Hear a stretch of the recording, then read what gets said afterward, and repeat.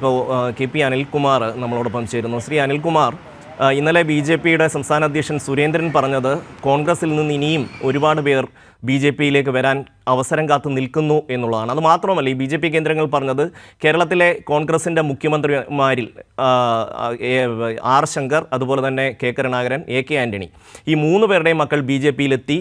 അവർ BJPയുടെ ഭാഗമായി. ഇനി ഉമ്മൻചാണ്ടിയുടെ മക്കൾ മാത്രമേ ഉള്ളൂ BJPയിലേക്ക് വരാൻ എന്നുള്ളതാണ്.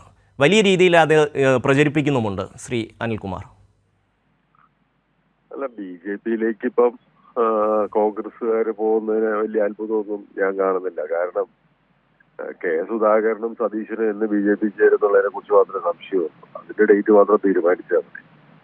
കാരണം സുധാകരൻ പരസ്യമായി പറഞ്ഞതാണ്, എനിക്ക് സംഘപരിവാറുമായി ചേർന്ന് പോകുന്നതിന് ബുദ്ധിമുട്ടില്ല, I will go with BJP എന്ന് പറഞ്ഞ ഒരാളാണ് KPCയുടെ പ്രസിഡന്റ്.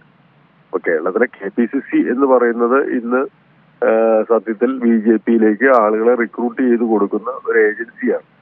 അപ്പൊ ഇവരൊക്കെ തന്നെയാണ് പല ആളുകളെയും പ്രലോഭിപ്പിച്ച് BJP പൊയ്ക്കോളൂ എന്ന് പറഞ്ഞ് അവിടെ ഒരു എന്താ പറയാ പ്ലാറ്റ്ഫോം റെഡിയാക്കിയിട്ട് ഇവർക്ക് കൂടി പോകാനുള്ള ഒരു ശ്രമമാണ്. ഇപ്പൊ ഇന്നലെ പത്മജ പറഞ്ഞു K മുരളീധരൻ പോകുന്നു. K മുരളീധരൻ പലവട്ടം സംസാരിച്ചിട്ടുണ്ടെന്ന് മുരളീധരനെ സംബന്ധിച്ചിട്ടുള്ളതാണ്. അപ്പൊ ഇവരെല്ലാവരും BJPയുമായിട്ട് സംസാരിച്ചുകൊണ്ടിരിക്കുകയാണ്. അപ്പൊ കേരളത്തിലെ കോൺഗ്രസ്സുകാരെന്ന് പറയുന്ന ആളുകൾക്ക് ഇപ്പൊ സത്യത്തിൽ കോൺഗ്രസ് എന്ന് പറയാനോ KPC എന്ന് പറയാനുള്ള ധാർമ്മികമായ അവകാശങ്ങളില്ല. അവർ BJPയിലേക്ക് പാലമിട്ട് എപ്പോഴാണോ കൂടുതൽ ആനുകൂല്യങ്ങൾ കിട്ടുന്നത്, ആ ആനുകൂല്യങ്ങൾ കിട്ടുന്നതിനനുസരിച്ച് പോകാൻ നിൽക്കുന്ന ആളുകളുടെ ആൾക്കൂട്ടമായി കേരളത്തിലെ കോൺഗ്രസ് മാറി എന്നുള്ളതാണ് യാഥാർത്ഥ്യം.